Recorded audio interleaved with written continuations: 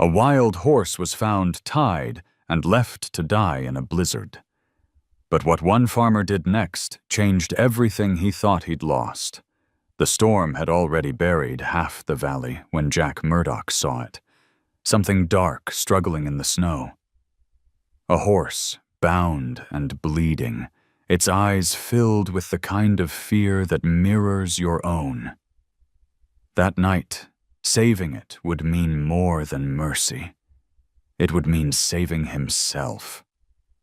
The wind howled across the high plains of Wyoming like an animal in pain.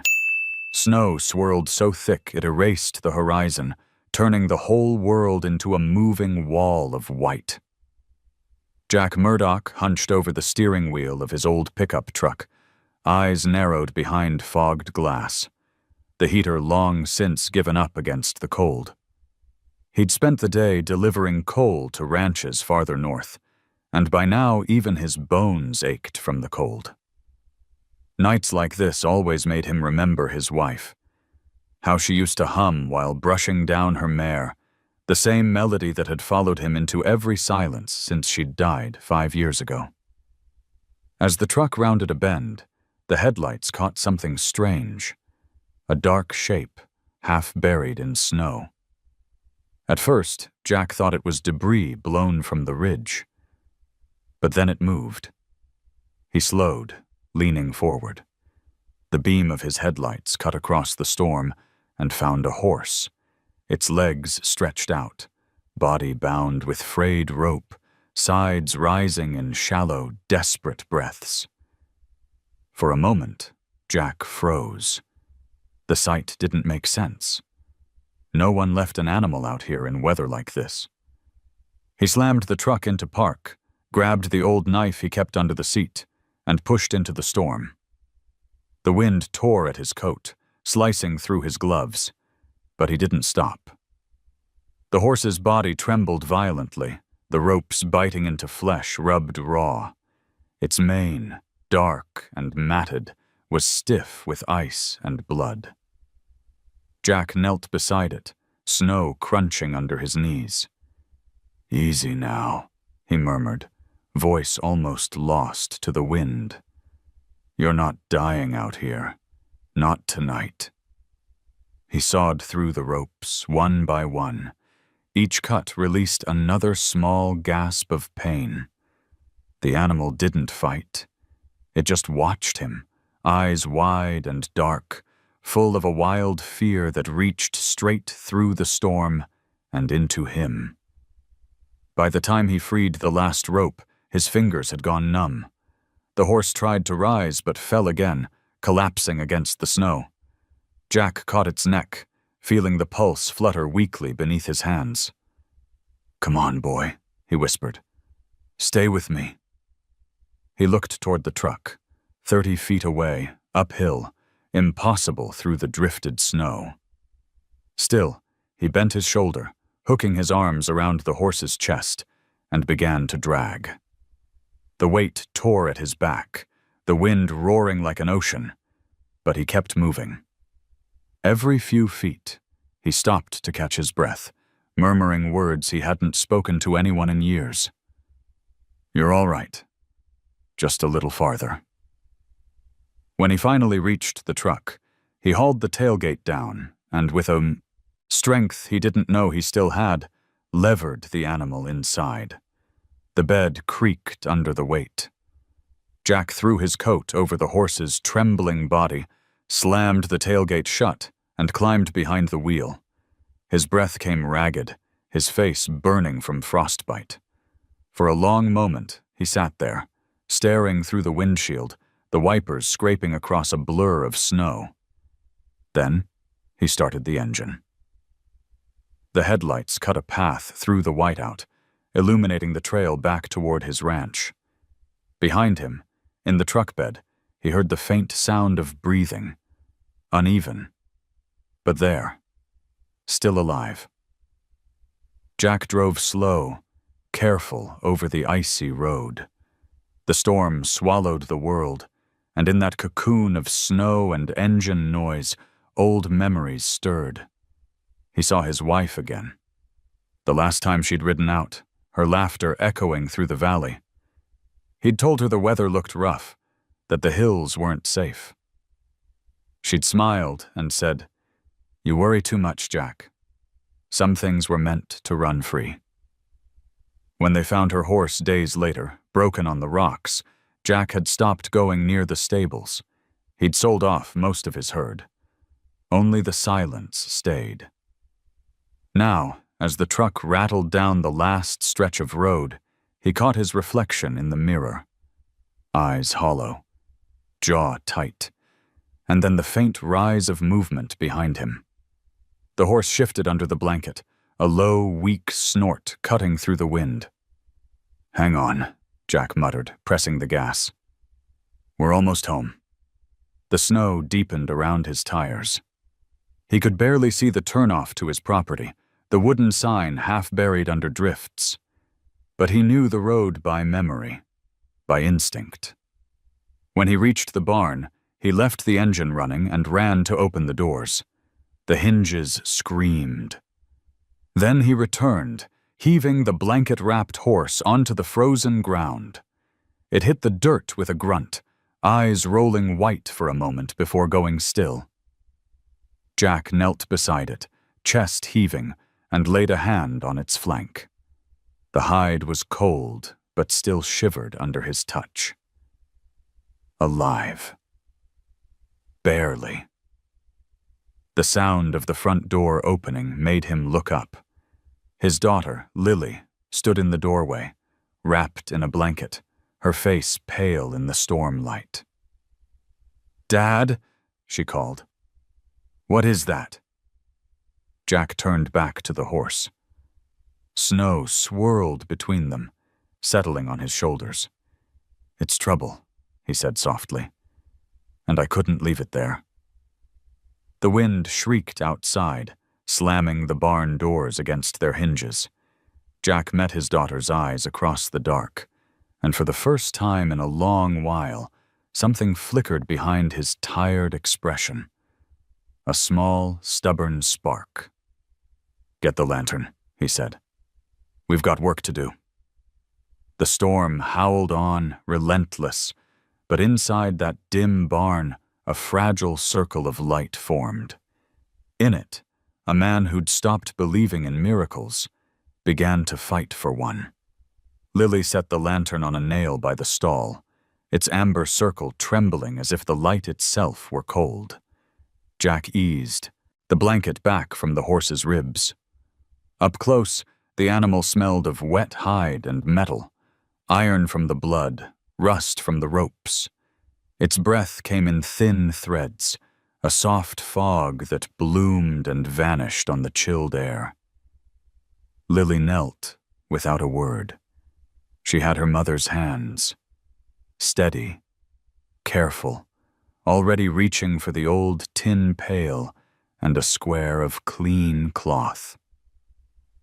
"Hold the light," Jack said. She did, angling the lantern so the glow skimmed the horse's flank. The skin there was raw, the hair rubbed away in harsh bands where the rope had bitten deep.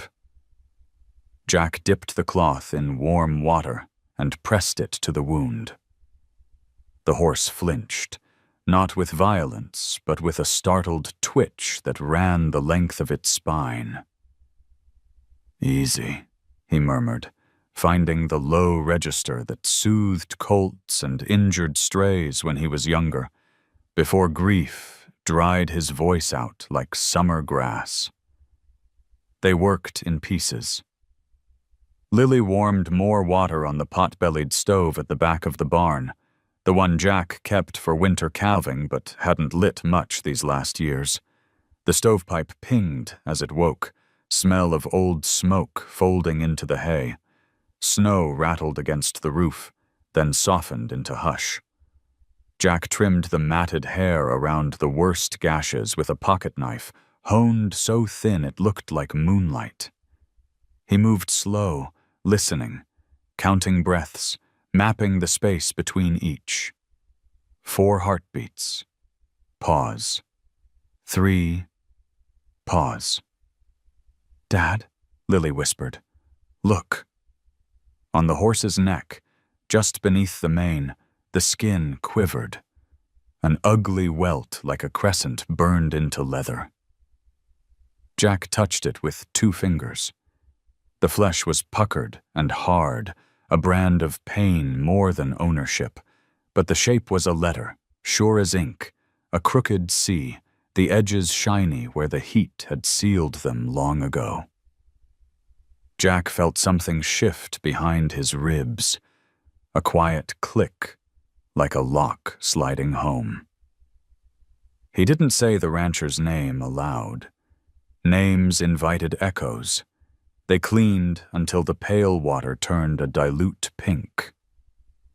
Once, the horse's eye found Lily's face. She held that gaze, her mouth parted, as if listening to a story only the animal could tell. "Stay," she breathed. "You're safe." A small sentence, but it felt like a plank thrown into water. The horse didn't move. Jack fetched a bale of sweeter hay from the loft, the kind he'd saved without really knowing why, and fluffed it into the manger. He drizzled molasses over it, a trick an old farrier taught him for shocky horses. The animal sniffed, unsure. Then, with the hesitant courage of a survivor, it tore off a mouthful. The sound of chewing, soft and steady, loosened something in the air. Lily covered her smile with her sleeve, the way she used to when she was 8. "That's it," Jack said, surprise feathering his voice. "Good." He slid the blanket higher over the horse's shoulders, then stood to work the frozen latch on the side window. It stuck, then gave with a pop. Cold slipped in cleaner. Less bitter the storms. Scream dulled to a long, tired exhale. They spoke little else. Words, tonight, felt like boots in a church aisle. When Lily grew pale with fatigue, Jack sent her inside for tea. Alone, he studied the horse the way a smith studies steel. Reading lines and heat, the truth of stress carried deep. He saw the wanted weight of muscle beneath the grime, the breadth of chest, the angles of hip and hock that said speed and stubbornness in equal measure. A wild one, taken wrong. He could almost hear his late wife's voice. Some things were meant to run free. He checked the hooves, ice wedged in the frogs, edges rimmed with blood. He eased each foot up, chipping carefully with an old pick, talking low with each lift. "Not trying to hurt you. Not now." By the 4th hoof, the horse leaned into him, the slightest pressure, like gravity shifted. Jack didn't move until the leg was steady again. He laid his palm against the warm of the cannon bone, warmed more by the trust than the blood it held. Lily returned with 2 mugs and a wool scarf looped twice around her neck. "I heated the kitchen," she said. The pipes were knocking. She watched Jack blow on his tea, as if witnessing a rare migration, her father pausing, letting heat touch his face. "Do we call someone? A vet?" "We will, if he turns," Jack said. "Tonight we watch." He didn't mention money, though it flickered through his mind like a moth. The ranch insurance premium was past due. Last week he'd compared home insurance rates in town and felt his jaw tighten at the numbers. He wasn't about to lay that weight onto a girl who already carried more silence than a child should. He needs quiet more than needles. They took turns dozing on hay bales, waking at every shift. At some hour, the storm eased. The roof stopped ticking. The horse's breaths grew fuller, less like paper tearing, more like bellows filling. Lily slept with her cheek against her sleeve, lantern light painting her lashes gold. Jack rose and draped his coat over her shoulders. He checked the animal's gums. paler than he liked, but pinking. He pressed fingers against the jugular, counting. Slower now. The machine of life grinding back into gear. Toward dawn, a strange peace settled. Jack opened the barn door a hand's width. A blue seam of morning waited outside, the world muffled and new. The horse lifted its head, its ears pricked toward the slit of cold and light, then turned back to Jack, as if asking a question only a man could answer. The moment felt fragile as a bird in the hand. "You're safe," Jack said, the words fitting his mouth awkwardly and then not. He hesitated. In 5 years, he had not named a living thing on this property. Names were rope. But a thing that survives a night like this deserves something to be called back by. Lily stirred, sitting up, hair wild. "Did he eat again?" "A little." Jack set the mug aside. "We'll give him time." He touched the horse's neck, found the steady thrum there. "You earned it." Outside, the new snow shone as if lit from within, the pasture fence half swallowed by drifts. Lily stood at the doorway, the scarf lifted to her nose, her voice a mist. "He's beautiful," she said, "even like this." The horse watched her, then Jack, then the light beyond. A tremor worked through its muscles, not of fear, but memory. Body remembering the map of open country. Jack understood something simple and unsentimental. If the gate were open, the animal would go. That, too, was a kind of health. He latched the stall with hands that had shaped iron and buried dreams, and the sound wasn't final. It was faithful. "I'll head to town for saline and dressings," he said. "And oats. You sit with him. If his breath gets thin again, call me." Lily nodded, already turning the lantern wick down, already whispering to the horse about nothing important, how the stove took forever to catch, how the mail truck got stuck last week, how she thought the moon tonight might come out clear. The animal's ear tilted toward her, like a small sail finding wind. Jack shrugged into his coat. He paused at the threshold, one palm on the rough timber. In the stillness, he heard it. The horse's breathing, the faint crunch as Lily shifted her boots, the single drip of melted snow tapping metal. Nothing else. And yet the barn felt less empty than it had in half a decade. He looked back once more. The horse met his gaze. No plea, no promise, just a steady, living fact. The kind a man can build a day around. Jack tipped his head in a nod that said, "I see you," without the foolishness of saying it aloud. "I'll be right back," he told them both, the girl and the creature that had dragged a light into their dark. He pulled the door open to the pale morning and stepped into the cold, the white bright enough to sting. The hinge side closed behind him, and the barn settled into a quiet that wasn't loneliness. On the drive, the tires hummed a low tune. The road into town was clean-edged and empty, snow stacked in white pages along the ditches. Jack thought about gauze and oats, and the hardware store clerk who still asked about his wife in past tense, as if apologizing. He thought about how something as simple as veterinary care could upend his week's budget, and decided he'd pay in scrap iron if he had to. Some debts you shoulder gladly. When he reached the mailbox at the end of his lane, he braked. The flag was up, a silly crimson against all that white.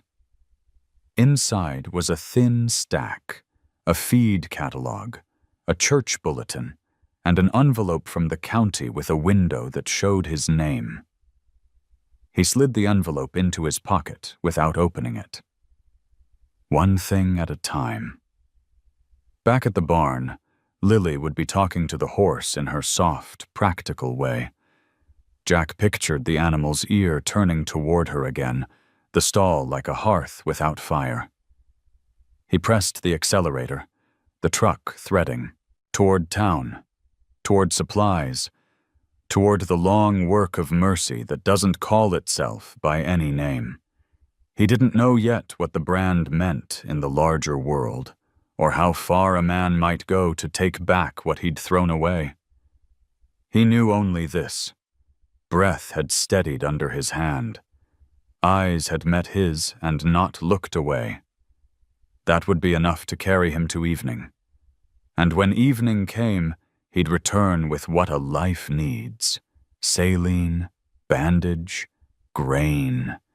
And with a stubborn belief, he had thought he'd left out in the snow years ago. When Jack returned that afternoon, the sky had settled into a pale, glassy gray. The storm had burned itself out, leaving the world quiet and wide. His boots sank deep into the fresh drifts as he crossed the yard with a sack of feed on one shoulder and a bundle of clean dressings in the other. Through the open slat of the barn door, he could see Lily sitting beside the stall, humming softly. The tune was one he recognized. His wife's lullaby, the one she used to hum to calm restless foals. Inside, the air was warmer. The horse, no longer a heap of pain but a shape beginning to fill with breath, was standing, trembling slightly on his long legs. His coat, now brushed free of crusted blood, gleamed dark as wet chestnut. The lantern light found streaks of red in the mane, a copper glow that made the name come easy. "Raven," Lily said, without turning. "That's what he looks like. Strong, but lonely." Jack leaned against the post, setting down the feed. The name sat in the air, weightless but certain. He didn't correct her. He just nodded once. "Raven it is." They worked together in a rhythm that needed no talk. Jack changed the bandages on the wounds, pouring saline with a steady hand, the liquid glinting like mercury in the light. Lily held the horse's halter, whispering small, steady words. Raven flicked an ear toward her, then toward Jack, testing both voices. When the feed hit the trough, Raven lowered his head and began to eat. Slow, deliberate, like a soldier learning to trust the ground again. The sound filled the barn, grain crunching, breath steadying, the quiet work of healing that doesn't make headlines but still counts. Jack found himself watching, realizing how long it had been since he'd seen life return to anything under his care. The ranch had gone half silent after his wife died. Fences unrepaired, pasture left to weeds, every tool left where it had last been dropped. He'd moved through it like a ghost guarding another ghost's belongings. But now, there was movement. His daughter's laughter echoing off the rafters, the twitch of a tail, the creak of boards under weight that wasn't just his own. "You think he remembers who did this?" Lily asked. Jack looked at the brand on Raven's neck, the raised C like an accusation burned into skin. "Animals remember what hurts," he said, "but sometimes they forgive faster than people do." Lily traced the air above the scar without touching. "Mom used to say horses carry what we don't say out loud." Jack swallowed. He hadn't expected to hear his wife's name in this barn again. "She said a lot of things," he murmured. That night, as the wind softened outside, Jack brought an old radio from the house. The thing crackled with static but caught a country station from Jackson. A slow song filled the air, steel guitar, low voices about distance and coming home. Raven shifted, one ear tilting toward the sound, It was a small miracle. A wild creature listening to music. Lily smiled. He likes it. Jack poured himself coffee from a thermos, leaning on the stall gate. Or he's wondering what kind of fool sings at this hour. But the corner of his mouth lifted. Later, after Lily went to bed, he stayed behind, mending a loose plank near the door. Each hammer strike echoed like a heartbeat. Raven watched him from the shadows, eyes catching and holding the lamplight. It wasn't the look of an animal afraid. It was the look of something measuring the distance between captivity and care. Jack felt that stare under his skin. He spoke to fill the space it made. You've got some fight left in you. Good. You'll need it. Raven's breath steamed in the cold. The smell of hay and smoke mingled with the faint metallic tang of antiseptic. Jack spread fresh straw, pausing to flex his hand. The old scars across his knuckles ached when the temperature dropped, a souvenir from years of shoeing horses for men like Harker. Back then, the ranchers would brag about breaking wild ones, paying him extra for strong shoes, never asking what became of the horses that wouldn't break. He'd taken their money, kept his head down. Now, looking at Raven's branded neck, he felt that same money burn in his pocket like guilt. He rubbed his temples. Outside, a hawk screamed once, a sharp sound, carried clean through the cold. Raven's ears flicked up, then forward again. The stillness returned. Before heading inside, Jack checked the stall one last time. Raven had folded his legs beneath him, the way horses do when they finally feel safe enough to rest. The lamplight turned the straw around him to a field of gold. Jack reached out and turned down the flame until only a faint glow remained. At the door, he glanced back. The horse's breathing was deep now, chest rising with the rhythm of the living. In that slow tide, Jack found something like prayer. Unspoken, uneven, but real. He stepped outside. The night sky was clearing, a spill of stars sharp as frost. His breath fogged the air, and for the first time in years, he didn't curse the cold. He could smell the wood smoke from the chimney, hear the faint creak of the windmill turning. Home, but different. Inside the house, Lily had fallen asleep on the couch, one hand curled around the edge of a blanket that used to belong to her mother. Jack set his hat on the hook, poured a splash of whiskey into his coffee, and sat across from her.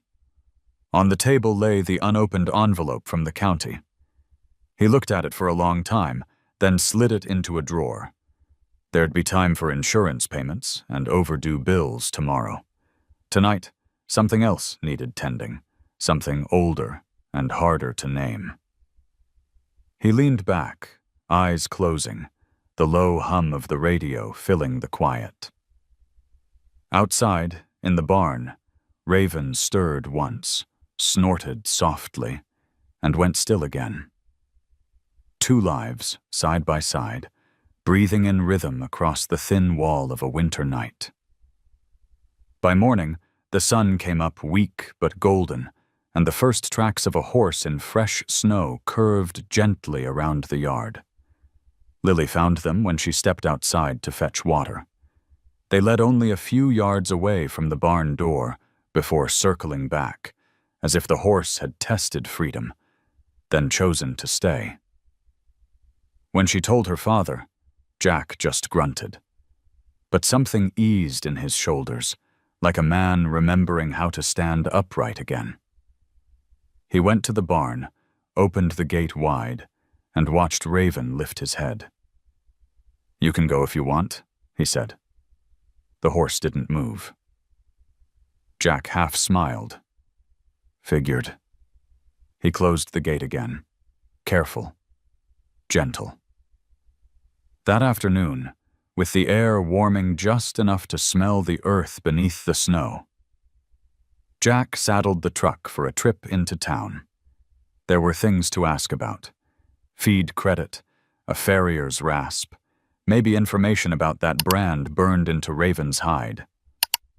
He paused before starting the engine, looking once toward the barn. For the first time in a long time, he didn't feel like he was leaving something behind. The sky over Jackson Hole hung low that morning, pale and thin, like a sheet stretched too tight. Jack parked the truck near the feed store, engine ticking as it cooled. The town looked frozen in place. White rooftops, empty sidewalks, the faint smell of diesel and pine drifting from the mill. He wasn't a man who liked town anymore. People stared too long, or not at all. Either way, they remembered him as the blacksmith who lost his wife in the canyon fall, the man who stopped showing up at the rodeos, the man whose forge went dark.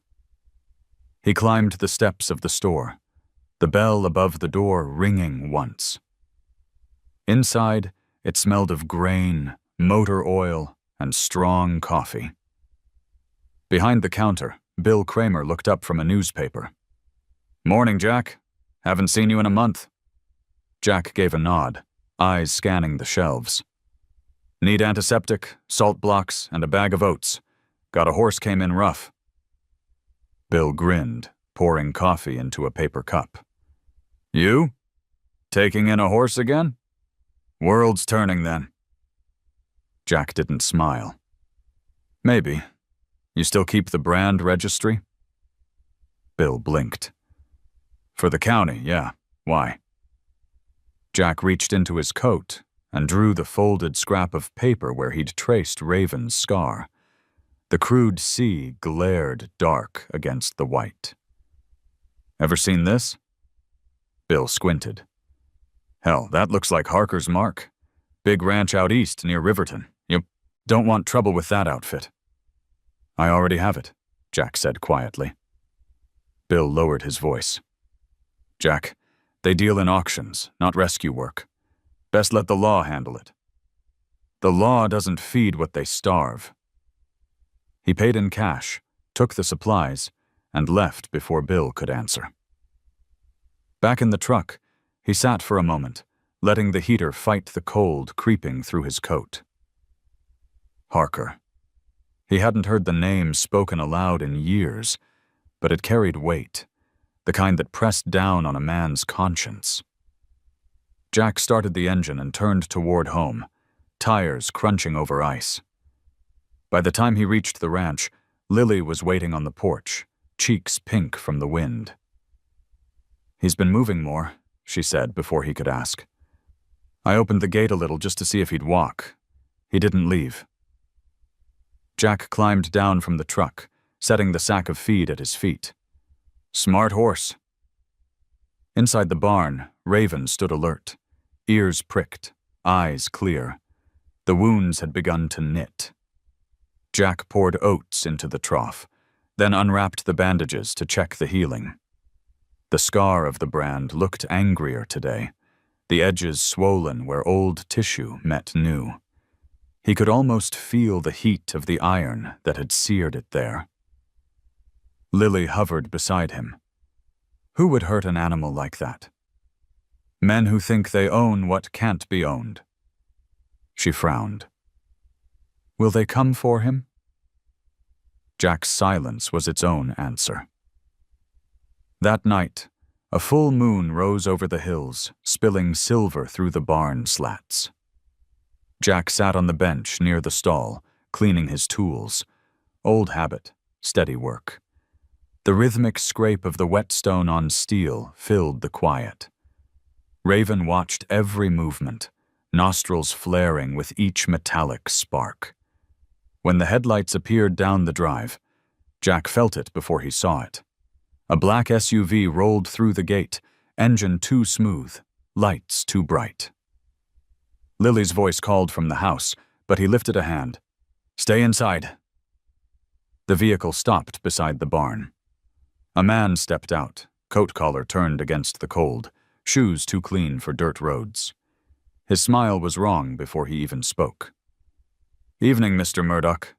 I believe you've got something that belongs to me." Jack didn't move. "You're trespassing." The man looked past him, eyes glinting in the moonlight. "Horse came from my ranch. Escaped during transport. Has my mark, as you know. I found him half dead in a snowdrift." "That's unfortunate," the man said smoothly. "But he's property, not charity. I've come to take him back." Jack's jaw tightened. "You leave now, or I'll call Sheriff Wade." The stranger's smile didn't change.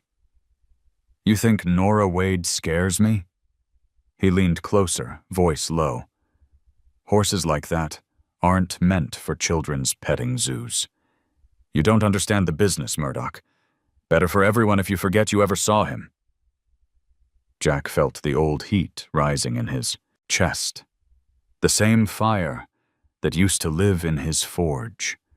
The kind that bends metal or men. "Get off my land," he said, the words slow and sharp.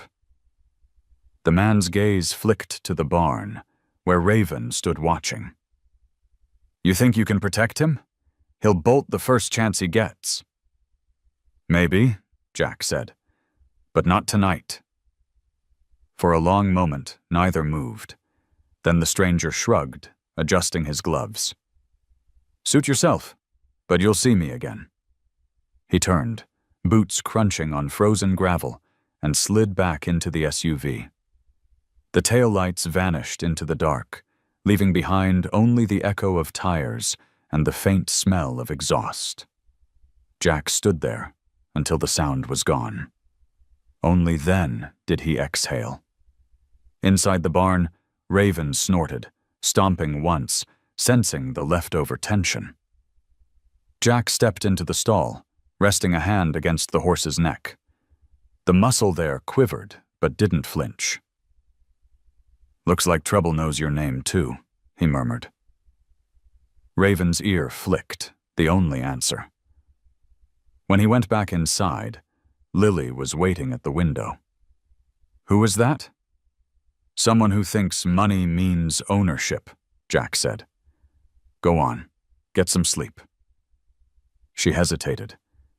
"He won't come back, will he?" Jack forced a calm he didn't feel. "Not tonight." He waited until she'd gone to her room before he sat by the fire. The logs popped, sending sparks into the dim air. His reflection in the window looked like a stranger. Gray eyes hollow, jaw set. Outside, the wind had picked up again, brushing against the house like a warning. He reached for his wife's photo on the mantel, her smile forever caught in sunlight. "You'd tell me to stay out of it," he whispered. "But you'd have saved him too." The clock ticked past midnight. Somewhere beyond the ridge, a coyote called. One long, lonely note, swallowed by the cold. Jack closed his eyes, listening. The sound didn't speak of danger this time. It sounded like a vow. In the barn, Raven pawed at the straw. Restless. The mark on his neck glowed faintly where the moonlight touched it. A scar, yes, but also a map. Every pain leaves a trail, if a man's willing to follow it. Chapter 5. Eyes Between Two Worlds. The next morning rose clear and viciously cold. Frost webbed across the kitchen window, and the light had that hard white edge that makes every sound sharper. Jack poured coffee into a tin mug and stood at the stove, listening to the silence of a house that still felt half asleep.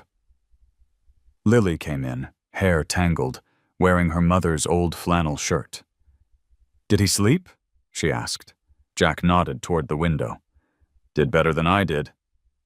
The barn waited beyond the frosted glass, its roof glittering like hammered silver. Jack pulled on his coat and stepped into the day. The snow squeaked under his boots, each step sending up a ghost of steam. Inside the barn, Raven was already on his feet, head turned toward the sound of the door.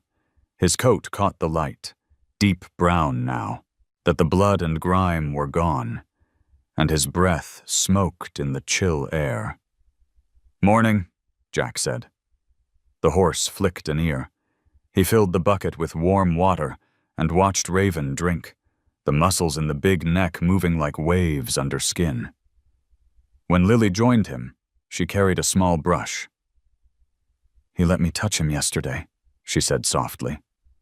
"Just here." She reached toward the horse's shoulder. Raven tensed, but she didn't pull back. Her fingers traced the air above his hide, never quite touching. "He's scared of hands, not people." Jack studied the horse for a long moment. The eyes were what struck him most. Dark, reflective, full of a kind of intelligence that had nothing to do with obedience. "Scared or remembering," he said. "Same thing," Lily whispered. That afternoon, a wind came off the ridges, dry and strong enough to lift the snow into thin curtains. Jack went out to check the fence lines, the old wire sagging under ice. The quiet gave him too much room for thinking. Harker's man had left tracks that morning. He'd driven past the gate slow enough to make a point. The memory of that smug smile stuck like grit in his teeth. When Jack returned, he found Lily sitting in the stall, knees pulled up, talking to Raven in the low, even tone her mother used to use when life was kind. "You don't owe anyone anything," she was saying. "Not him, not us." Raven's ears twitched, then settled. The horse stepped closer, lowering his head until his muzzle hovered just above her shoulder. Lily froze. For one breath, two, and then she lifted her hand and laid it against his cheek. The air between them seemed to hold its own heartbeat.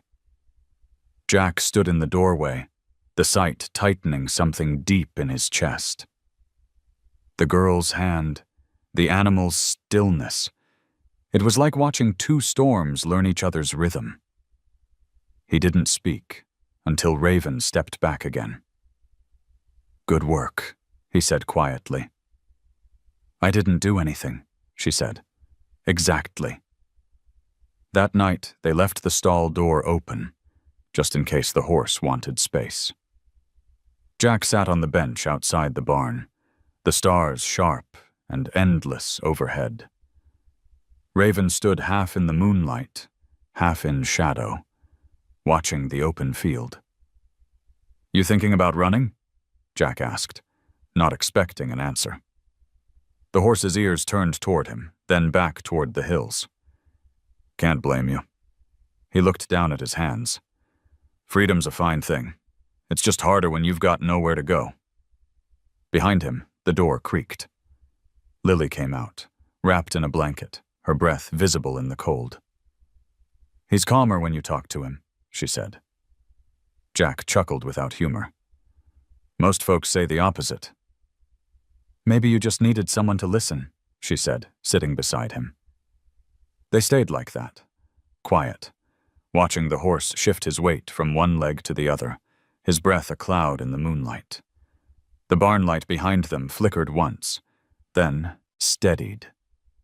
Later, when Jack finally turned in, he dreamed, not of his wife's accident, as he usually did, but of the way her laughter had filled the same barn years ago.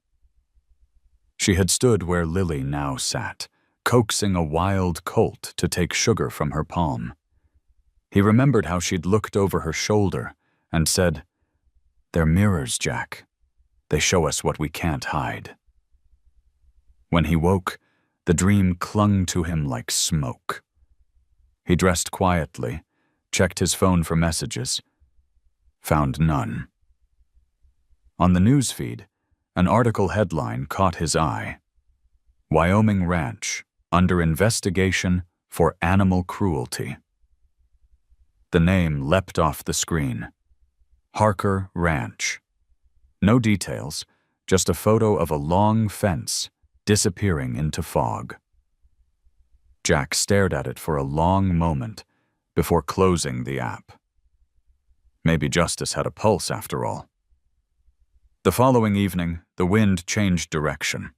Ravens, real ones, circled above the tree line, their cries echoing through the valley. Lily pointed them out through the barn window. "Do you think they're looking for him?" she asked. Jack shook his head. "They follow weather, not names." Still, as he watched them drift and wheel against the dying light, he thought of signs and omens, of the strange geometry of loss and return. Inside the stall, Raven shifted restlessly, eyes darting to the window. His reflection doubled in the glass. A wild creature, inside a man-made box, staring out at his own ghost. Jack unlatched the door, pushing it open enough for cold air to spill in. "You want to see the sky? Go on." Raven hesitated, then stepped forward, one hoof crunching the frost. He moved slow, testing the ground, until he stood beneath the stars. The moon glazed his coat with copper light, the brand on his neck glinting faintly. He snorted, then threw his head back and let out a sharp, clean cry that rolled down the valley like thunder. It wasn't pain. Not anymore. It was a declaration. Lily gasped softly behind Jack. "What's he doing?" "Remembering," Jack said. The horse pawed at the snow, breath flaring white, then turned and walked back into the barn of his own accord. Lily exhaled, the tension easing from her shoulders. "He came back." Jack nodded, feeling the weight of the night settle around them. "Sometimes that's all the proof you get." They closed the door against the cold. The fire in the house still glowed through the kitchen window, a small square of warmth in the dark. For the first time since the blizzard, Jack thought he saw the shape of something that might one day be peace. The next day came with sunlight as thin as a blade. Jack was mending a broken hinge on the pasture gate when a dark SUV kicked up a cloud of powder on the road. For a heartbeat, his chest tightened, expecting the return of Harker's men. But the vehicle that stopped carried a flash of blue light on its dash and a familiar shape in the driver's seat. Sheriff Nora Wade stepped out, brushing frost from her uniform sleeve. She looked different than he remembered. Older, the years carved gently into the corners of her eyes, but those eyes still carried the same alert steadiness. "Morning, Jack," she said. "Heard some noise about Harker sniffing around again?" Jack straightened. "His man came by last night. Wanted the horse back." "Wanted or threatened?" Jack gave a humorless smile. "Both." Nora sighed, her breath curling in the cold. "You always did pick the hard fights." She glanced toward the barn. "Can I see him?" Inside, Raven lifted his head as they entered, nostrils flaring at the scent of the sheriff's leather boots. "He's a beauty," she said softly. "But that mark is Harker's," Jack finished. "I looked it up." Nora crouched near the stall, careful to keep distance. The horse studied her, not afraid but wary.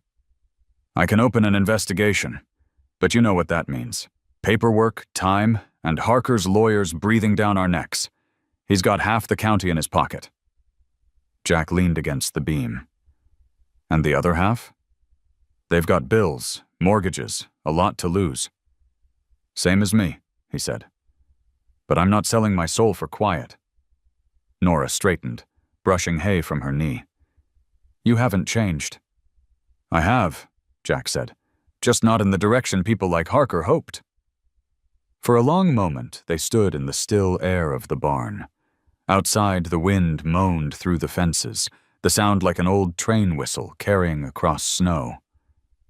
Nora looked at him and said, "I'll file it, but I can't promise protection if he pushes back." "Don't need protection," Jack replied. "Need someone who remembers what right looks like." She gave him a small, knowing smile. "That's still expensive around here." When she left, Lily came running from the house, cheeks flushed. "Was that the sheriff?" Jack nodded. "She's going to look into it." "Will that stop them?" He thought of Harker's car, the way its headlights had cut across the dark like a weapon. "Maybe not, but it'll slow them down." That night, Lily baked cornbread from an old recipe book, the smell filling the house. They ate in silence, listening to the radio murmur weather updates. Another front was coming down from the north.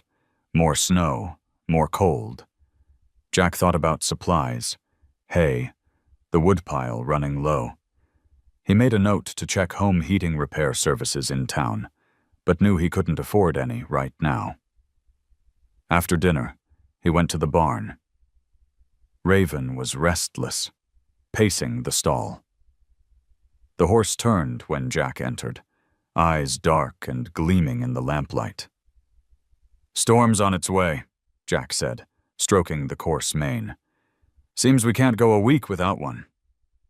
Raven exhaled through flared nostrils, the warm breath fogging against Jack's sleeve. The bond between them had become something wordless, a quiet understanding built from shared stubbornness. Appeared in the doorway, wrapped in her blanket. "Can I stay out here tonight?" she asked. Jack hesitated, then nodded. "As long as you keep near the stove." She spread her blanket on the hay and sat cross-legged, humming under her breath. Raven's ears twitched toward the sound. Jack returned to fixing the broken halter strap, listening. The tune she hummed was the same one his wife used to hum years ago, when Lily was small enough to sleep in her lap. He wondered if his daughter remembered, or if some songs just live in blood. When the wind began to climb, Jack shut the barn door tight. Snow dust swirled in the seams of the wood, but inside it was warm with the glow of lamplight. Raven shifted, tail swishing softly, eyes catching the fire's reflection. Lily looked up. "Do you think Mom would have liked him?"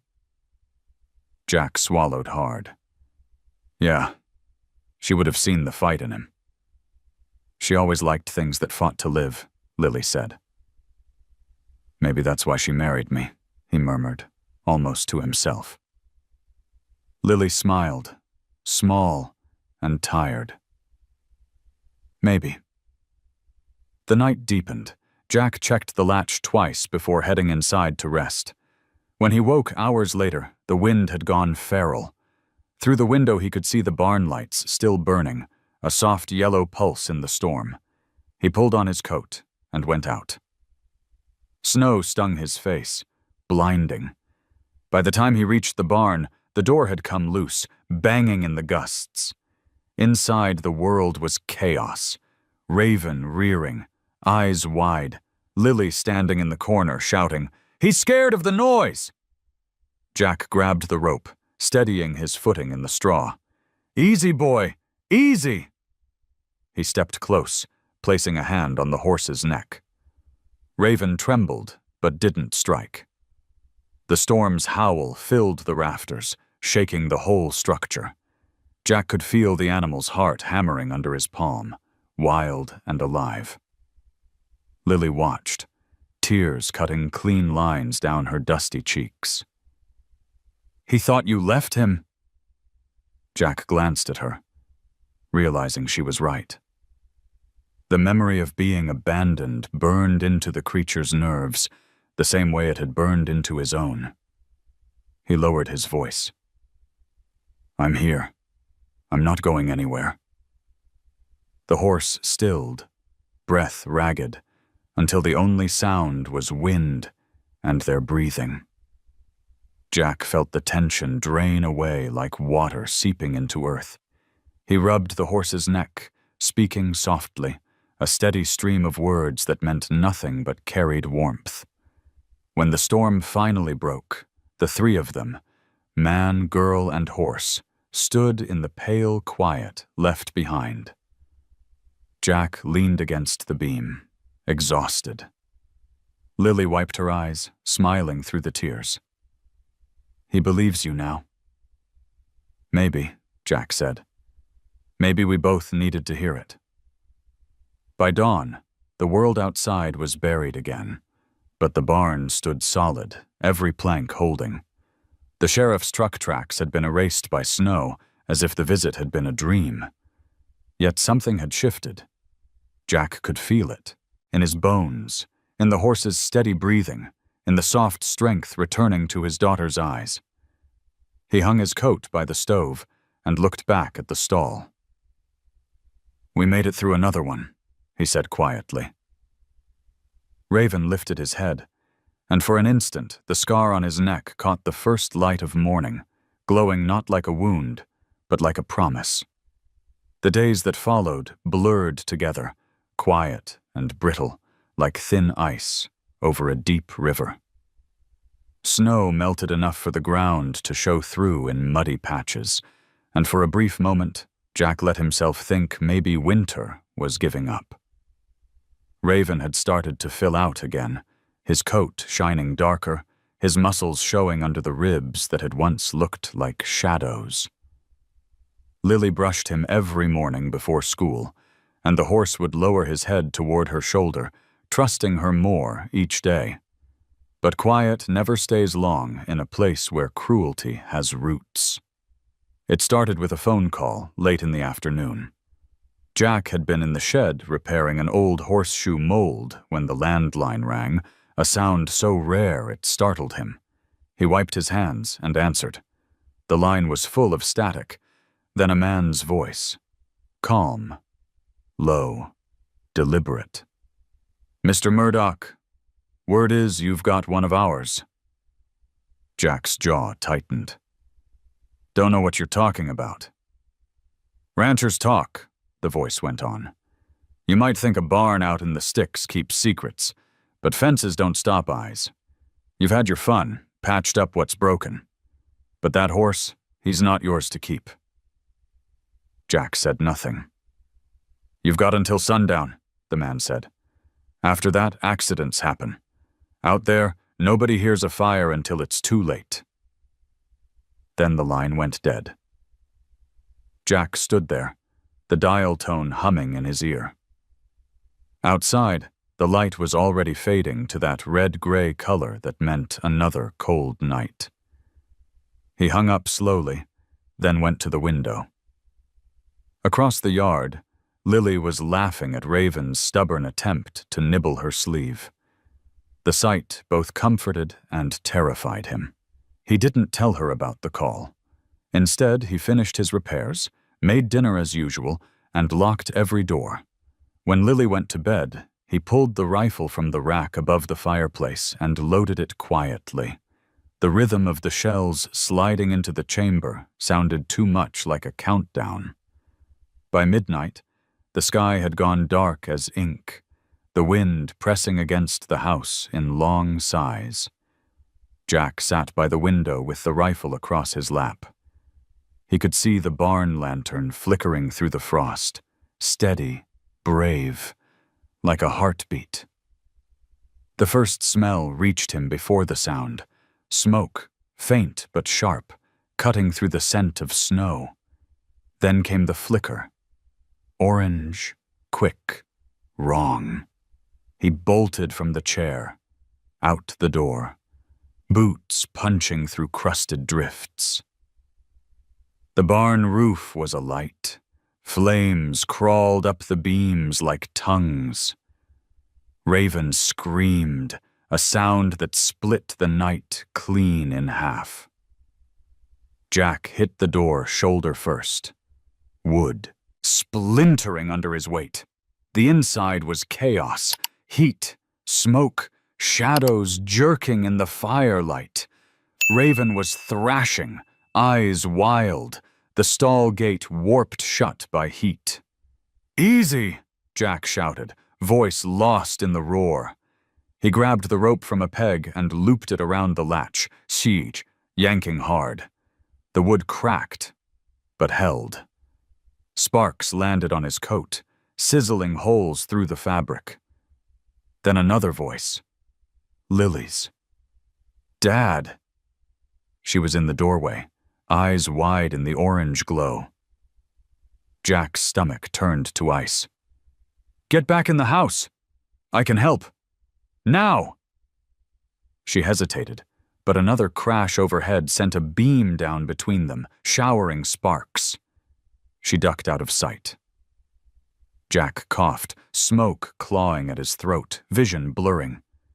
He pulled again, the rope cutting into his palms. Finally, the latch tore free.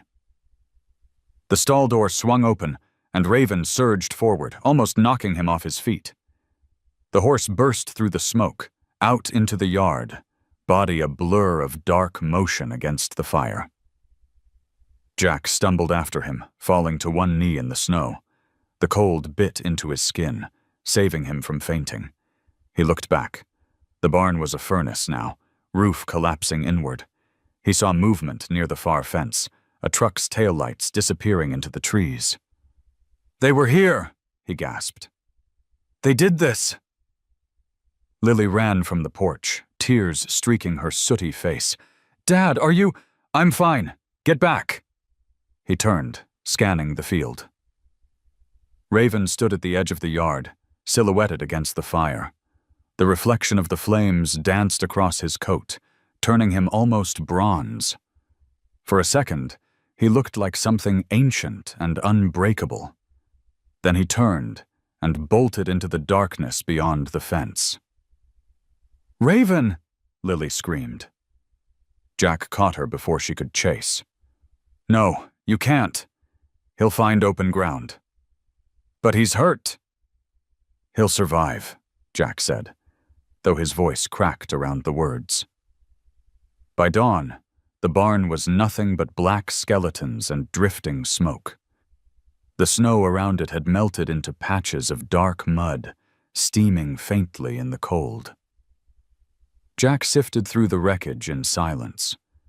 When he found Lily's old saddle, warped, the leather peeled like bark, he sat down hard on a beam and covered his face. Lily stood nearby, arms wrapped tight around herself. "He'll come back," she said softly. Jack didn't answer. The fire had taken more than wood and tools. It had stolen the fragile peace they'd built. But in the ashes, something else stirred, a kind of fury he hadn't felt in years. He stood, brushing soot from his hands. "We'll find him," he said. "And whoever did this." Lily nodded, her eyes dry now, fierce. "We will." Jack looked at the horizon, where the sunrise bled faintly through the smoke. Somewhere out there, Raven was running through snow and pine, carrying scars that burned like his own. He turned toward the house. "Pack warm clothes. We're heading to town." "Why?" Lily asked. "Because people like Harker think no one will stand up to them," Jack said. "It's time someone proved them wrong." As they left, the wind shifted, blowing the last of the smoke east toward the mountains. The ruins of the barn hissed softly, cooling into silence. But from the tree line came a faint sound. A horse's cry, distant but alive. Lily froze. "Did you hear that?" Jack listened. The wind carried it again, a low, steady call like a promise made and kept. He smiled for the first time that morning. "Yeah," he said, "he's still out there." By the time the sheriff's truck arrived, the barn was already a husk of smoke and memory. Nora stepped out, scarf wrapped tight against the wind, her boots sinking into the ashy snow. Jack stood beside what used to be the south wall, his face streaked with soot, his eyes hollow but steady. Lily was huddled in a blanket near the porch, her small frame shaking though not from cold. "Jack," Nora said quietly, "you should have called sooner." "There wasn't time," he replied. "They lit it and ran." She looked past him at the wreckage. "You sure it wasn't the stove?" Jack turned his head, the movement sharp. "You know better." Nora sighed, rubbing her glove against her chin. "I had to ask. You've got no witnesses, no cameras, no proof." "I've got a phone call," Jack said. "Threats. Voice I didn't know." "That helps," she said, though her tone didn't sound convinced. "But without a recording—" Jack crouched and picked up a half-burned horseshoe, the metal still warm in his palm. "They were sending a message." "Then message received," Nora said, her gaze softening. "You and Lily need to get somewhere safe for a few days." He shook his head. "I'm not running." "Jack, this isn't stubbornness. It's survival." "Maybe they think they burned my courage along with the barn," he said, voice low. "But they didn't." Nora studied him, then glanced toward Lily. The girl sat silent, eyes fixed on the horizon. "What about her?" the sheriff asked. Jack followed her gaze. The wind moved through the field, dragging thin veils of smoke. "She's stronger than she looks." They stood there in the settling quiet until Nora finally said, "I'll start paperwork, but don't expect quick results. Harker's got lawyers for every kind of weather."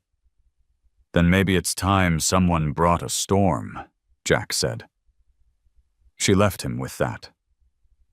When night fell, the ranch was darker than he'd ever known. Without the barn lights, the yard looked hollow, like a mouth missing its teeth. Jack and Lily slept on the couch near the fire, the air thick with the smell of smoke. Every time the wind rattled the window, she flinched. "Dad," she whispered, "do you think Raven knows the way back?" "He does," Jack said. "The wild always remembers where it was cared for. Will they go after him too?" He looked into the flames. "If they find him before we do." Neither spoke again. At dawn, a thin fog crawled out of the valley. Jack stepped outside, coffee steaming in his hand. The barn was nothing but black bones under frost. When he crouched, he saw hoof prints leading away toward the timber line. Deep at first, then lighter as they climbed. He followed them a few yards, stopping when the ground grew too uneven. He felt the silence press against him like weight. "Raven," he called softly, though he knew the sound wouldn't carry far. Behind him, Lily appeared, wrapped in his old jacket. "He's out there," she said, pointing toward the ridge. "I heard him last night." Jack looked where she pointed. The forest stood still, the pines dark against a rising sun. Maybe she'd dreamed it. Maybe not. They packed the truck before noon. Blankets, feed, rope, and the few tools left untouched by fire.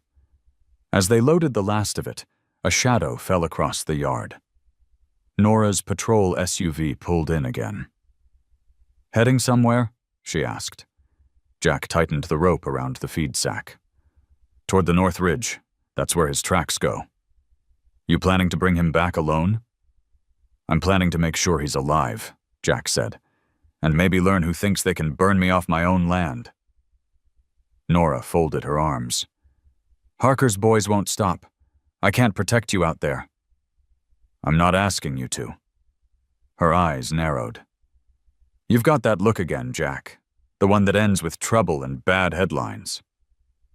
He half smiled. "Headlines don't scare me anymore." "Then take this," she said, pulling a small radio from her coat. "Channel 6. Call if you need me." He took it, nodded once, and climbed into the truck. Lily slid beside him. As they drove out, Nora watched until the road bent and swallowed them. Then she exhaled, muttering, "God help the ones who stand in his way." The drive north wound through ravines and frozen creeks. The mountains rose ahead, jagged and bright, their tips cutting into low clouds. Jack's mind drifted between memory and plan. He thought about the call, the way the voice had sounded calm, almost polite, the kind of cruelty that believes itself civilized. They stopped near dusk, at a frozen creek. Lily pointed to a fresh set of prints in the snow, deep, deliberate, unshod. Raven. The trail led up toward the line of dark timber. Jack knelt, pressing his hand into one of the impressions. The snow was still powdery at the edges. He's close. They made camp in the truck bed, wrapped in blankets. The air smelled of pine sap and smoke from the small fire Jack built in an old oil drum. Lily warmed her hands over it. "Mom used to say the stars mean something different for everyone," she said.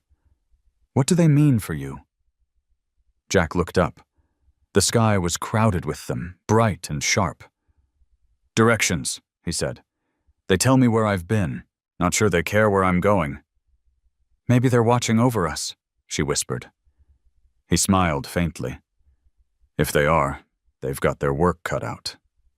Sometime near midnight, a sound broke the quiet. A single, low whinny carried down from the ridge. Lily sat up instantly. Jack's heart jumped. He stood, scanning the dark, eyes straining to catch movement between the trees. Another sound followed, the soft crunch of hooves on frozen ground. Then, through the shadows, came the shape he'd almost stopped believing he'd see again.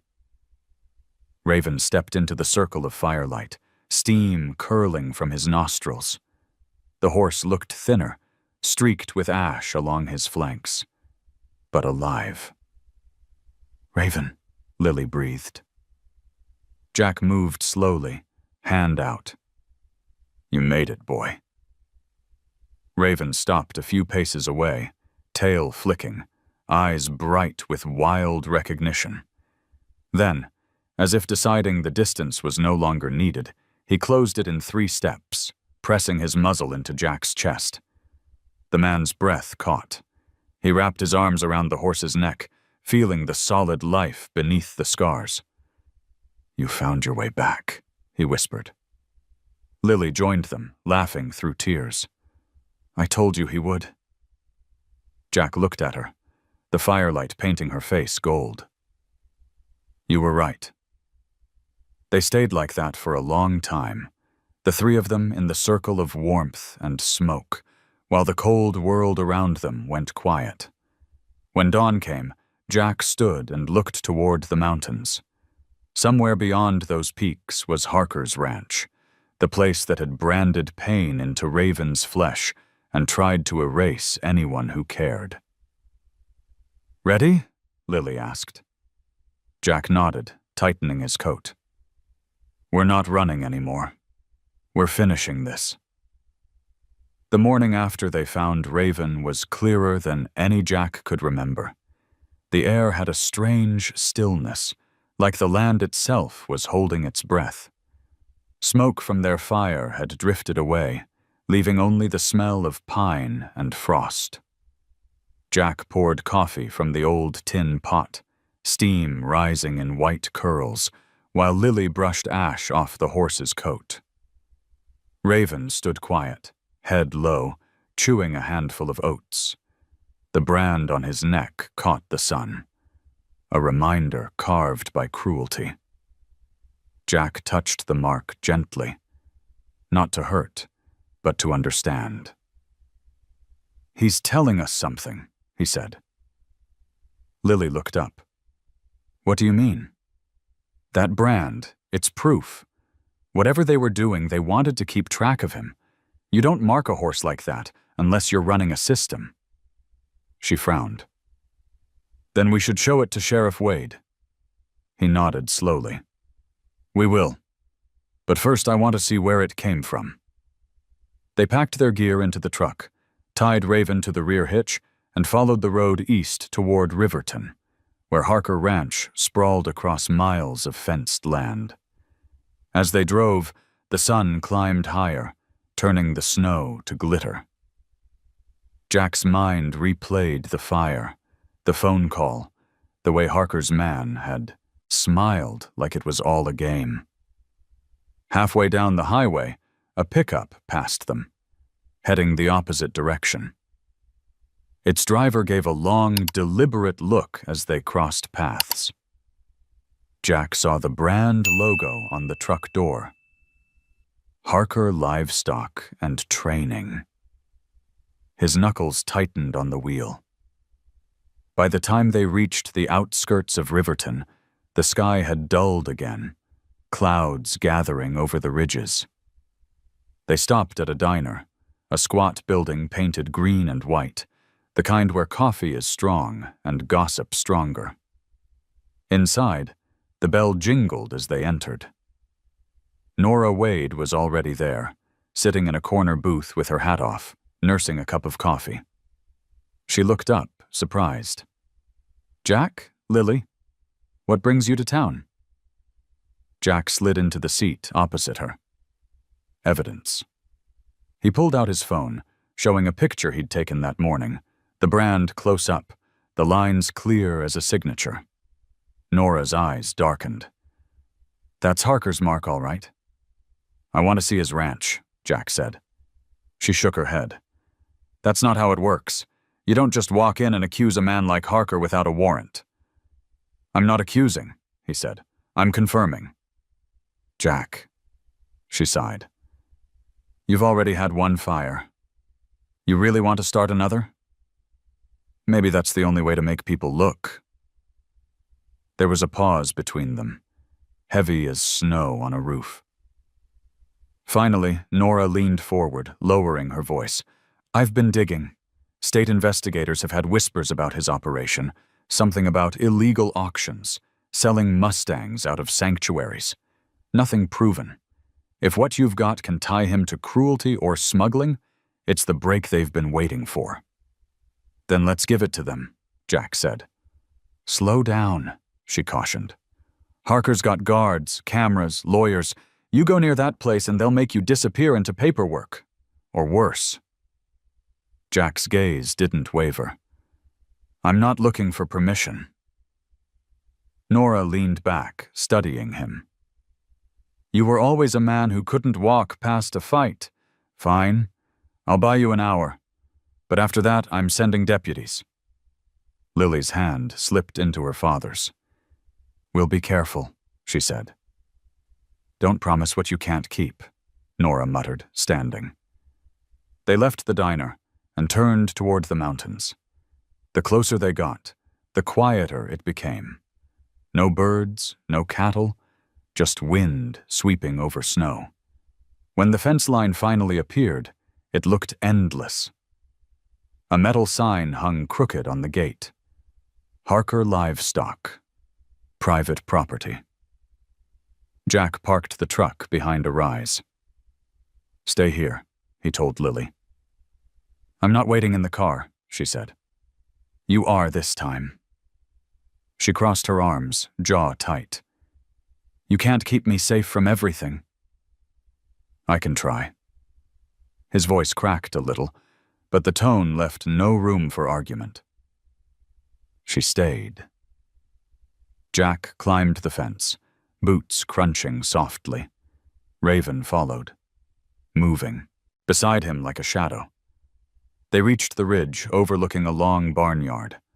Down below, men moved in the snow, loading crates into trailers. Each crate was filled with movement, horses, packed too tight, eyes wide with panic. Jack's stomach turned. He could hear their hooves striking wood, their muffled whinnies cutting through the cold. Good God, he whispered. He snapped a few photos with his phone, zooming in on the brand marks visible on their flanks. Dozens of them, the same as Raven's. Then a voice barked from behind. "Hey, this is private land." Jack turned. Two men in ranch coats stood 10 feet away, rifles slung loose but ready. "I was just passing through," Jack said. "Yeah? Then why the camera?" Jack slipped the phone into his coat. "Just like keeping pretty pictures." One of them stepped forward, smirking. "Harker don't like photographers. Maybe we ought to take that off your hands." Before they could close in, a sharp whistle echoed from below. The men froze, exchanging glances. "Boss wants us," one muttered. They turned back, leaving Jack in the snow. He exhaled slowly, every nerve tight. Raven nickered softly, his breath rising like smoke. "We got what we came for," Jack said. "Let's move." They made it back to the truck without being seen again. Lily's relief came out in one shaky laugh. "I told you not to get caught." "Guess I'm still learning." They drove back toward town in silence. The phone sat on the seat between them, a small, glowing secret. When they reached the outskirts, Jack pulled over by the river bridge. The wind had picked up again, scattering flakes into the air. "We'll give this to Nora," he said. "She'll know what to do." Lily nodded, hugging her knees. "Dad, what if they come after us again?" He looked at her and said the only honest thing he could. "Then we keep standing. Just like him." He nodded toward Raven in the rearview mirror. The horse's head was turned slightly, watching them through the snow, calm but alert, the look of something that had already seen the worst of men and survived it. As dusk settled, the first town lights appeared ahead, faint as fireflies. Jack shifted gears, his jaw set. Somewhere behind those mountains, men like Harker were counting money and erasing lives. But now he had proof, and the quiet fury of a man who'd run out of fear. The sky over Riverton broke open that evening, thick with a snowstorm that felt more like a warning than weather. The flakes weren't gentle. They came in slanting sheets, stinging Jack's face as he stepped out of the sheriff's office. Behind him, Nora Wade stood framed in the doorway, the glow of her desk lamp cutting through the gloom. "I'll send the photos to the state investigators tonight," she said. "But you've stirred up a nest, Jack. You need to lie low." He pulled his hat lower against the wind. "Harker won't wait for paperwork," she sighed, pulling her coat tighter. "You're right. But whatever you're planning, don't do it alone." Jack turned toward the truck. "I haven't been alone for a while now." Raven stamped in the snow beside the hitch, breath steaming. Lily sat inside the cab, watching them both. Nora's eyes softened. "You've got your father's stubborn streak, Lily. Keep him from doing anything stupid." Lily smiled faintly. "That's a full-time job, Sheriff." The radio crackled from Nora's belt, dispatch chatter about road closures and downed power lines. She gave a final nod. "Watch yourselves. Harker won't forgive being embarrassed." They drove out into the storm, the world shrinking to the tunnel of light carved by the headlights. The road coiled along the ridgeline, snow piling fast against the windshield. Raven followed close, his dark form barely visible in the rear-view mirror. Jack gripped the wheel tight, the muscles in his forearm jumping with every turn. Lily broke the silence. "What if the state doesn't believe you?" "They will." "And if they don't?" Jack's jaw flexed. "Then I'll show them what belief looks like." A gust of wind hit the truck broadside, jolting it sideways.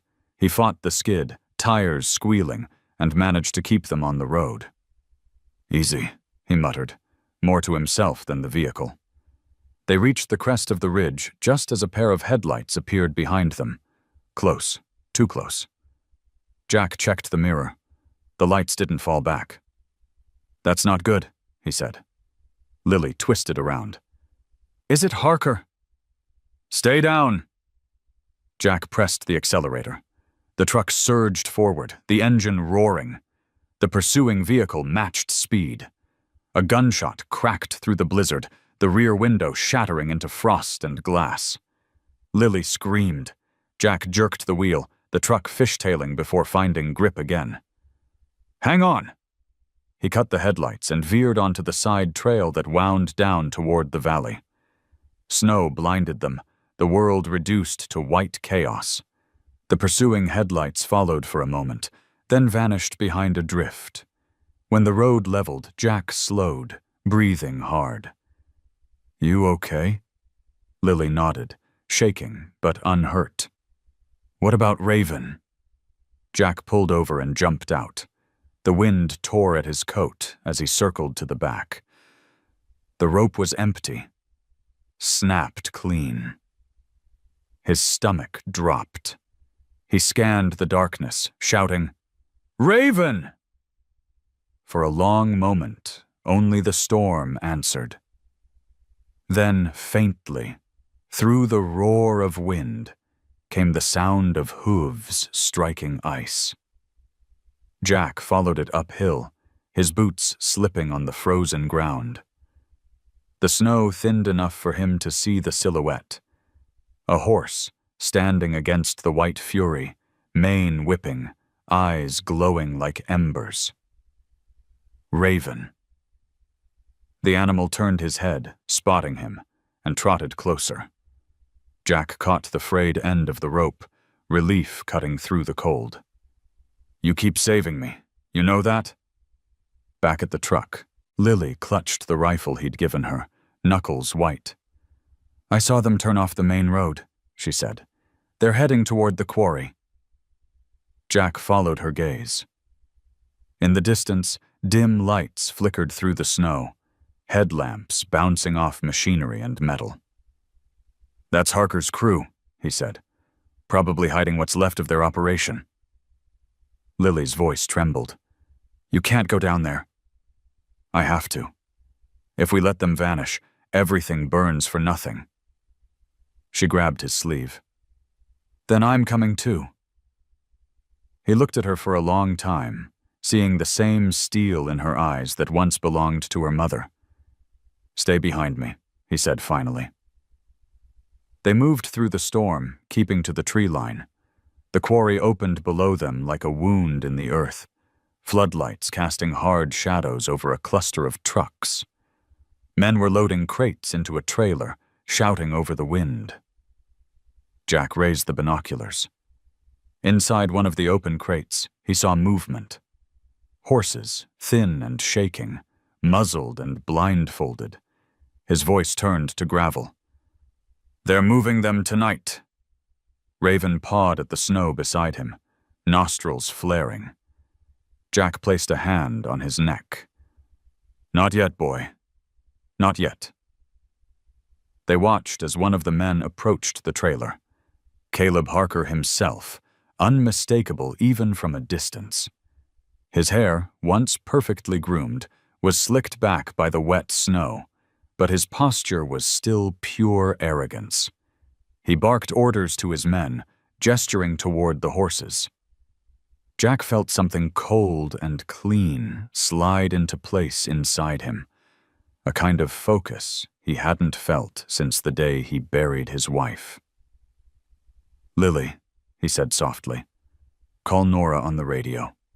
Tell her what we found." Lily fumbled with the dial, static bursting through before a clear tone caught. "Sheriff Wade, we found them. The quarry off Route 89.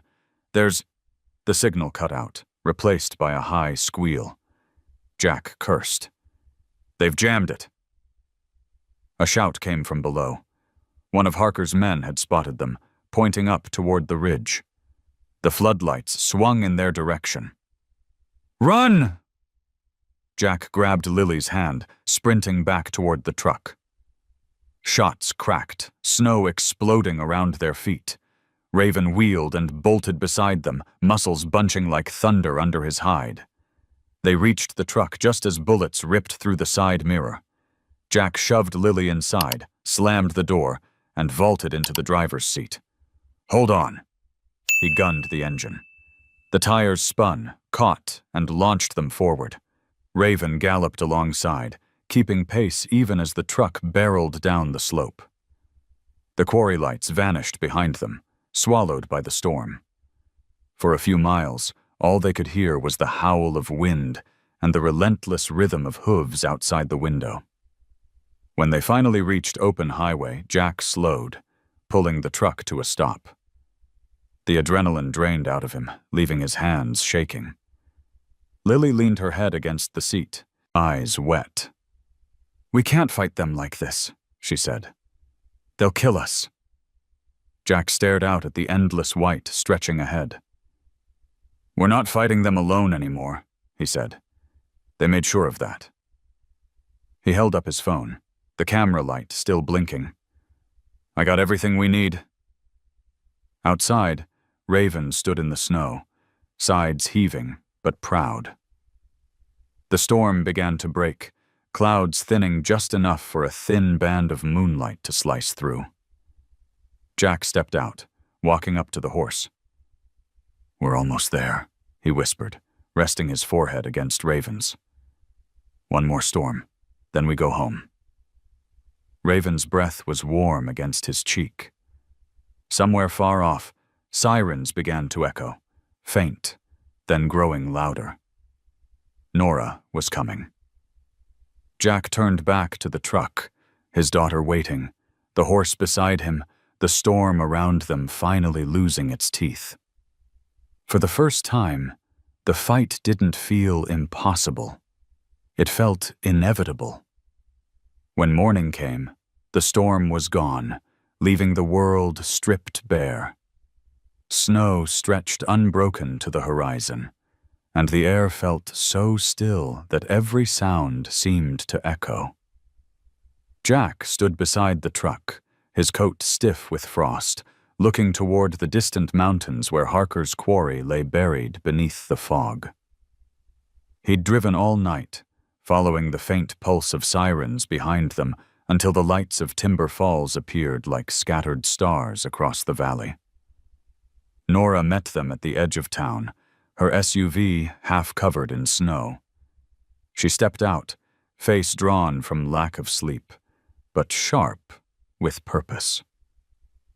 "You've stirred up a war," she said, handing him a thermos of coffee. "But the photos did their job. The state's on its way." Jack nodded, too tired for relief. "How long?" "They'll reach Riverton by dusk. I've already called in every deputy I trust. We'll surround the ranch before dark." Lily climbed out of the truck, pulling her hat low against the cold. Raven followed, tethered loosely, his breath clouding the air. Nora watched the horse and shook her head. "He's tougher than most people I know." Jack glanced at her. "He's been through worse." They moved as a convoy by late afternoon. 3 sheriff's trucks, 1 federal van, and Jack's battered pickup bringing up the rear. The road wound through canyons chiseled from ice. Jack drove in silence, Lily beside him, Nora's voice crackling over the radio, giving updates on positions. The plan was simple: close in before Harker's men could flee. But Jack knew simple plans had a way of breaking. By the time they reached the perimeter of Harker Ranch, dusk was bleeding into night. Floodlights flickered on over the fields, throwing long, crooked shadows. Beyond the main barn, trucks were idling, engines puffing white plumes. The deputies fanned out, rifles ready, their boots crunching over snow. Jack climbed down, scanning the horizon. He could feel Raven's tension through the rope, the horse's muscles taut under his dark coat. Lily stayed in the truck, face pale behind the glass. Nora came up beside him. "We'll move in from the west gate," she said. No heroics, Jack. You stay behind me. Wasn't planning on anything else. Good, she said, though she didn't sound convinced. They started forward, the wind cutting sharp lines across their cheeks. Inside the barn, a generator hummed, and a man's voice shouted orders. Then came a sound that froze everyone in place. The heavy clang of a door slamming, followed by a low, terrified chorus of neighs. "Inside," Nora ordered. They breached the barn in one motion, doors banging open to reveal rows of cages and tethered horses, each one marked, shaking under harsh light. And standing in the center of it all, wrapped in a long black coat, was Caleb Harker. His expression was calm, almost serene, as if he'd been expecting them. "Well," he said, voice smooth as oil, "the cavalry finally arrives." Nora raised her badge. "This property's under investigation. Step away from the animals." Harker smiled thinly. "You think you can walk in here waving small-town authority and shut me down? These horses are registered assets, everyone documented and paid for. You'll have to do better than sympathy." Jack stepped forward before Nora could stop him. "You call torture paperwork now?" Harker's eyes slid toward him. "Ah, the blacksmith. I wondered when you'd crawl back. That horse of yours, he's proof of what discipline can make. You should thank me for hardening him." Jack's fists clenched, the tendons standing out in his wrists. "You broke him." "I perfected him," Harker said. "But I see now, you'd rather keep him wild, same as your wife did. She never understood strength either." The words struck like a physical blow. Nora's hand shot out, but Jack was already moving. He crossed the space in 3 strides, grabbing Harker by the collar and slamming him against a post. "Say her name again," he growled, voice low and shaking. Harker didn't flinch. "You think this changes anything? Men like me don't lose. We regroup."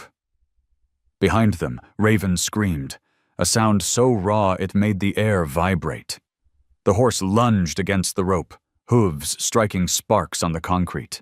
The deputies turned, shouting, but Jack knew it wasn't rage. It was warning. A door burst open at the far end of the barn, and 2 of Harker's men stormed in with rifles raised. Gunfire erupted, deafening inside the metal walls. Jack ducked, dragging Nora down behind a feed bin. One of the deputies returned fire, splintering wood above the attackers' heads. Harker shoved free and bolted for the side door. Jack chased him out into the snow, slipping on the ice. The storm that had vanished earlier was returning, the wind rising again, swirling flakes into a blind white haze. "Harker!" he shouted. The man turned near the corral fence, pistol drawn. "You should have stayed broken, Murdoch," he spat, and fired. The bullet grazed Jack's arm, spinning him sideways. He hit the ground hard, snow exploding around him. The world narrowed to pain and the sound of hooves. Raven had burst from the barn, rope trailing, eyes blazing. He charged, cutting the distance in seconds. Harker turned too slow. The horse struck him with a shoulder, sending him sprawling into the drift. The gun flew from his hand and vanished into the snow. Harker groaned, half buried, reaching for the fence post to stand. Jack got up, clutching his bleeding arm, and limped toward him. The horse stood guard between them, breath steaming, tail lashing. "It's over," Jack said. Harker laughed, low and hoarse. "You think you've saved anything? They'll build again. There'll always be buyers." "Then maybe this is where it stops for me."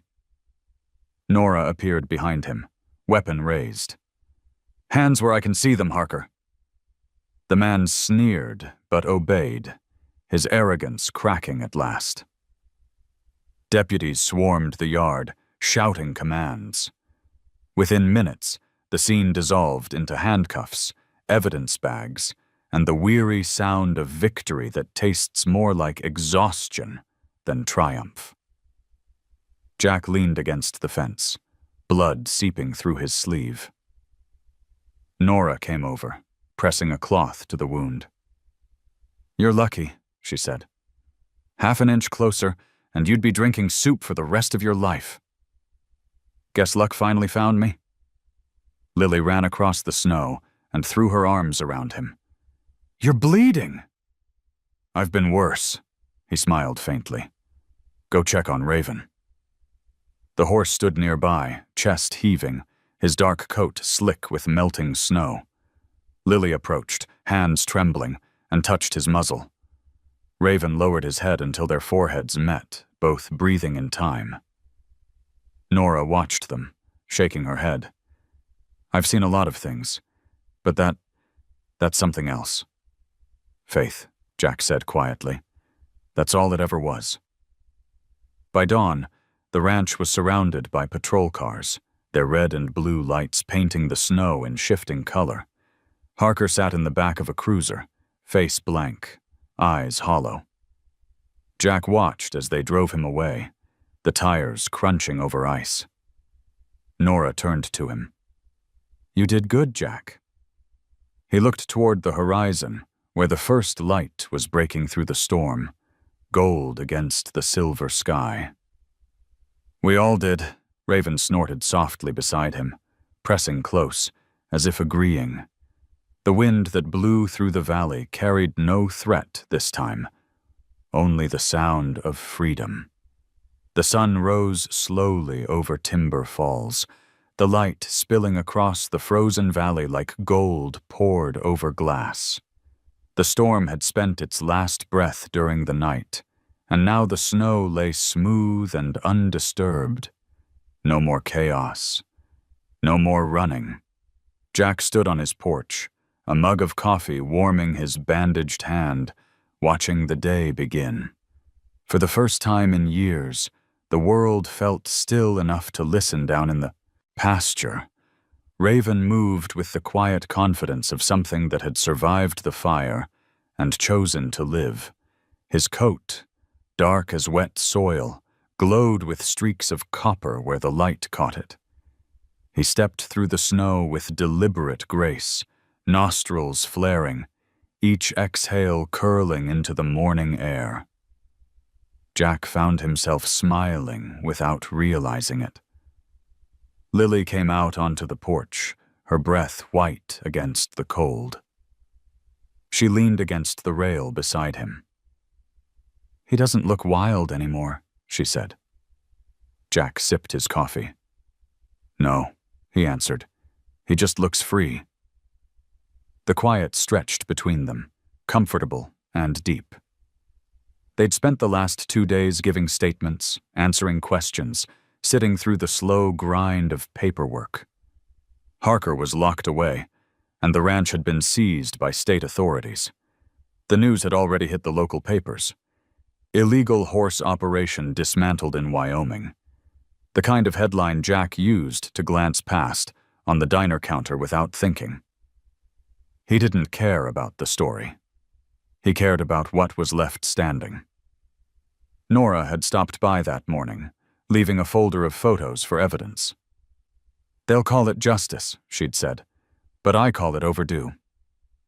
She'd paused on the porch, her expression softening, as she looked at Raven grazing near the fence. "You going to keep him?" Jack had hesitated, hand resting on the doorframe. "No," he'd said finally. "I'm going to let him choose."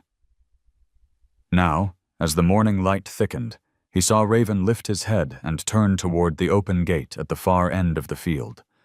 The latch hung loose. Lily must have forgotten to close it last night.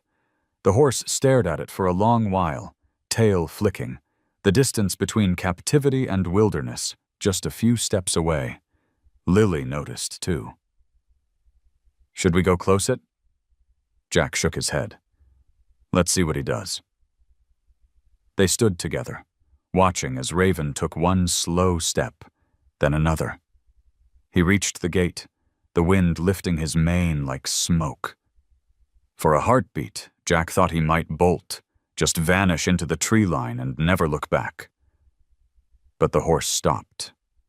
He turned, eyes finding Jack and Lily on the porch.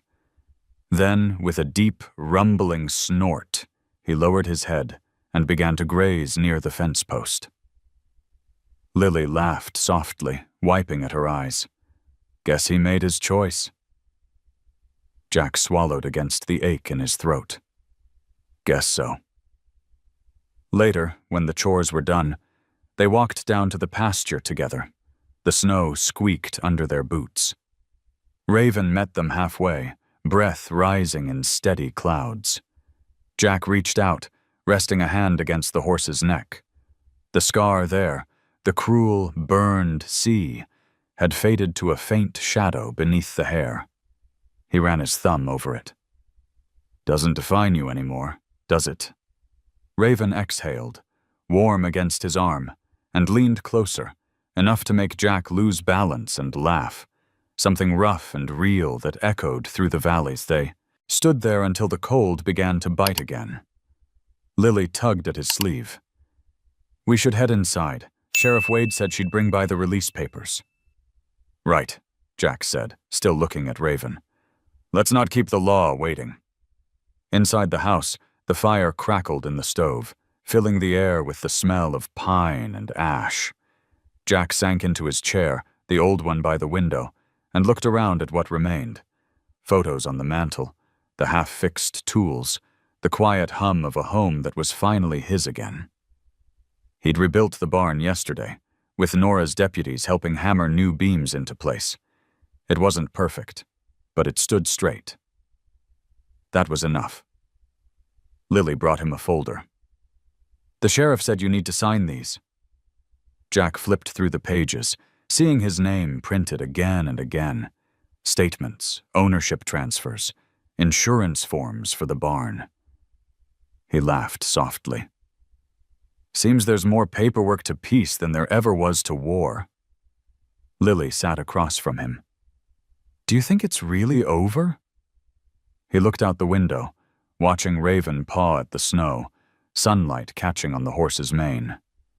Over? Maybe not. Things like this never end all the way. But for now, it's quiet. That's close enough. A knock came at the door. Nora stepped in, brushing snow off her hat. You two look almost domestic, she said, smiling. Paperwork's official. Ranch is clear. Harker's arraignment set for Monday. State wants to keep Raven under observation for a few weeks, but I told them that horse isn't going anywhere he doesn't choose to. Jack nodded. Thank you, Nora. For all of it. Just doing my job. She tipped her hat toward Lily. You take care of that father of yours. He's got a habit of finding trouble. Lily grinned. I've noticed. After she left, Jack walked back out to the porch. The wind had softened into a breeze, carrying the faint scent of thawing earth.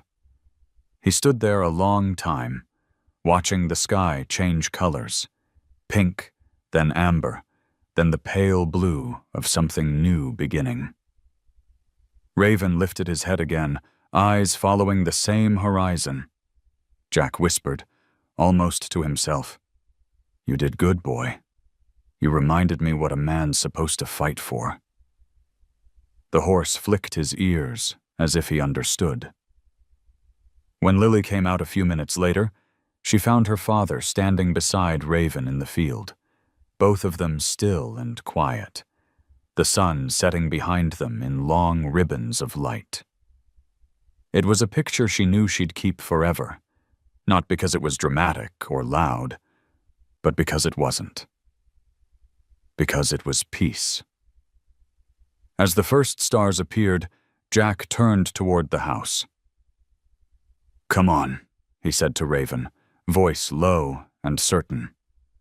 Let's go home. And for once, the word home didn't sound like a wound. It sounded like a promise kept. If this story touched your heart, tell me what you felt in the comments below. Even a single word, at like if you believe. Kindness still matters. And subscribe so you don't miss the next story, where hope finds its way back home again.